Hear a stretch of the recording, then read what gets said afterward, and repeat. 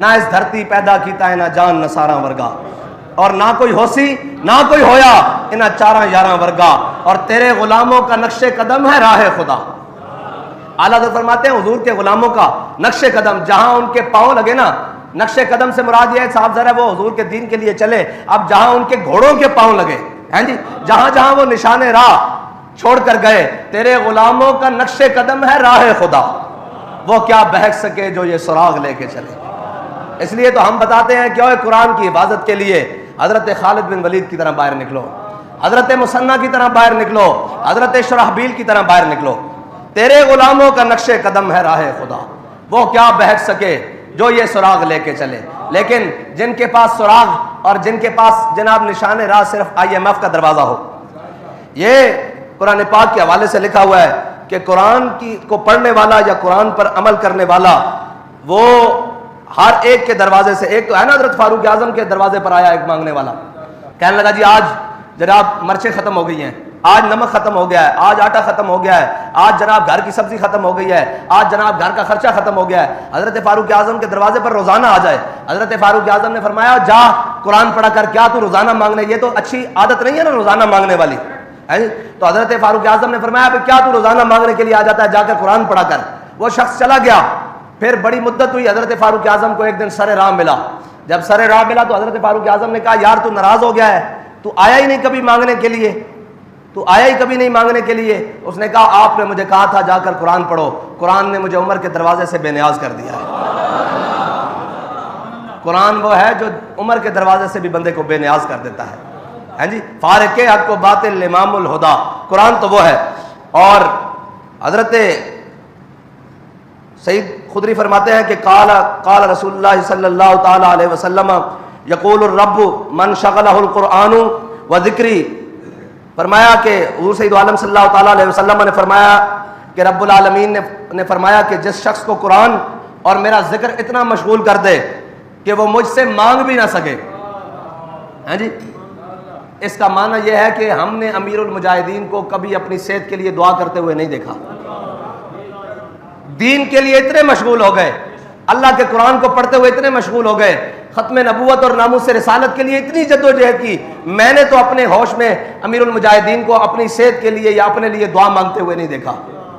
جب بھی دعا مانگی تو ہم نے سنا اللہم اید الاسلام والمسلمین، فرمایا یا اللہ اسلام کے ساتھ مسلمانوں کو مزید عزت عطا فرما، یا اللہ ان کو بلند عطا فرما۔ ہم نے تو یہ دعائیں اور یہ دعائیں کرتے ہوئے سنا اللہم اذل الکفر والکافرین اللہم شتت شملہم، ہم نے تو یہ دعائیں کرتے سنا۔ امیر المجاہدین کو یہ دعائیں کرتے ہوئے نہیں سنا کہ جناب یا اللہ مجھے یہ عطا فرما دے۔ یہ اس حدیث کا مصداق ہے نا، فرمایا جو شخص قرآن میں اور میرے ذکر میں اتنا مشغول ہو جائے کہ وہ مجھ سے مانگ بھی نہ سکے تو میں اس سے مانگنے والوں سے زیادہ عطا کرتا ہوں۔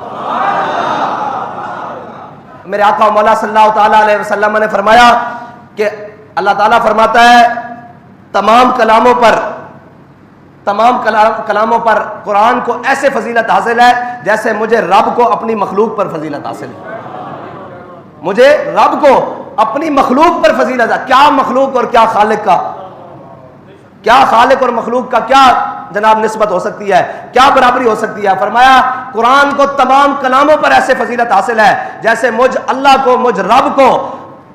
تمام مخلوق پر فضیلت حاصل ہے، یہ ہے قرآن۔ اور فرمایا میرا ذکر اور میرا قرآن پڑھنے والا، اس سے مراد یہی ہے نا میرا قرآن پر عمل کرنے والا، میرے قرآن کے دستور کو چلانے والا اور میرے قرآن کے مطابق زندگی گزارنے والا، ہیں جی، وہ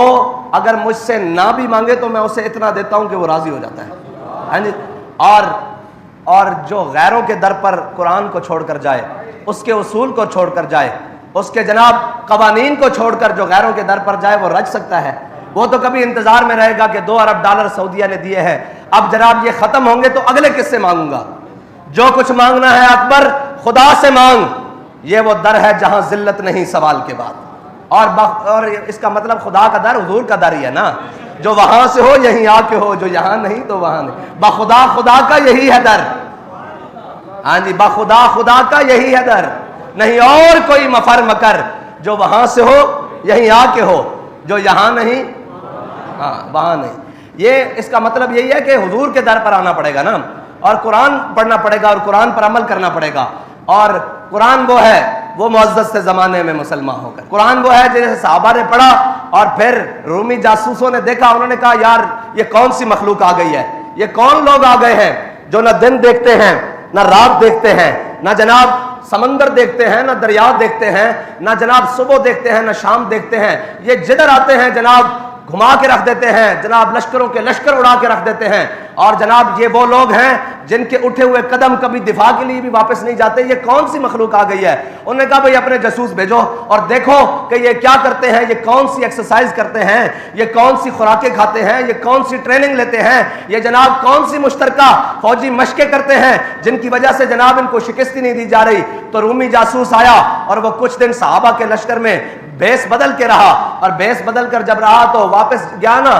تو جا کر اپنے جناب جرنیلوں سے کہنے لگا، اپنے بادشاہوں سے کہنے لگا، اپنے قیصر روم سے کہنے لگا، اور جناب اپنے ہرقل سے اور سب سے کہنے لگا۔ اس نے کہا عمر حبان باللیل و فرسان بالنہار، انہوں نے کہا رات کو جب وہ آپ اللہ کے حضور کھڑے ہوتے ہیں نا اور قرآن کی تلاوت کرتے ہیں، سجود اور جناب رکوع کرتے ہیں، وہ کیا کہتے ہیں، نہ قیام نہ قعود نہ رکوع نہ سجود، بردر یار گزارے نماز عجب، ہاں جی کہتے ہیں جب جناب اللہ کے ہاں کھڑے ہوتے ہیں نا نماز پڑھنے کے لیے، اور جناب جب قرآن کی تلاوت رات کو کرتے ہیں اور جناب جب سوچ سے قرآن پڑھتے ہیں تو لگتا ایسے ہے کہ انہیں دنیا و مافیا کی کوئی خبر ہی نہیں، ان کا دنیا سے کوئی تعلق ہی نہیں، ان کا دنیا داری میں کوئی رہنا ہے ہی نہیں، یہ تو کوئی اور راہب ہیں جن کا کوئی دنیا داری سے تعلق نہیں، یہ کٹ کر اپنی زندگی جی رہے ہیں۔ کہتا ہے رات کا منظر یہ ہوتا ہے، ساری رات کھڑے ہو کر اللہ کے حضور قرآن پڑھتے ہیں، نمازیں پڑھتے ہیں، تلاوتیں کرتے ہیں، ذکر اذکار کرتے ہیں، وفرسان بالنہار۔ اس نے کہا جب صبح گھوڑوں کی پشت پر بیٹھتے ہیں نا تو ان کو دیکھ کر ایسے لگتا ہے کہ ان کی پشتوں پر درخت اگائے ہیں، ان کی پشتوں پر ایسے دلیری سے سینے چوڑے کر کے بیٹھتے ہیں، اور ایسے دلیری سے سامنے والے کو یہ محسوس ہوتا ہے کہ ان سے بڑا کوئی شاہ سواری موجود نہیں۔ یہ ہے مسلمانوں کی تاریخ، اور مسلمان کبھی بھی اسباب سے نہیں،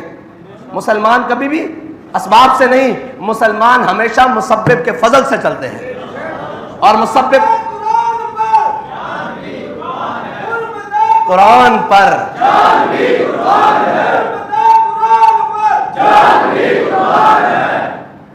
یہ جن کے قریب بھی کبھی قرآن نہ بھٹکا ہو، اور جنہوں نے قرآن، میں نے پہلے بھی کہا تھا، جنہوں نے قرآن صرف سورہ یاسین اس لیے رکھے ہو کہ جناب بابا جی کی یا مائی صاحبہ کی روح جلدی نکل جائے گی، اور سورہ رحمان اس لیے رکھی ہو کہ صبح کاروبار میں برکت ہوگی، قرآن اس لیے تو ضرور ہے، برکتیں حاصل کرنے کے لیے تو ضرور ہے، لیکن قرآن الف لام میم سے لے کر والناس تک ہے۔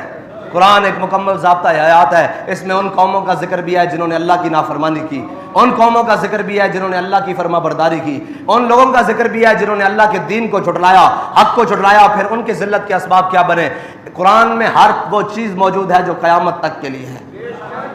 اور حضور سید عالم صلی اللہ علیہ وسلم نے فرمایا من قال به صدقہ،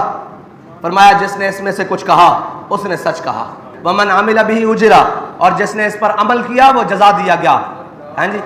اور ومن دعا الیہ ہدی الی صراط مستقیم، اور میرے آقا مولا صلی اللہ علیہ وسلم نے فرمایا جس نے اس میں سے یعنی اس کو پڑھ کر اس کو جان کر جس نے اس کی طرف بھلائی کی دعوت دی اس نے ہمیشہ سچے رستے کی طرف دعوت دی۔ اللہ تعالیٰ مجھے اور آپ کو ہماری نسلوں کو قرآن کا عامل بنائے، قرآن کا محافظ بنائے، قرآن کا حافظ بنائے۔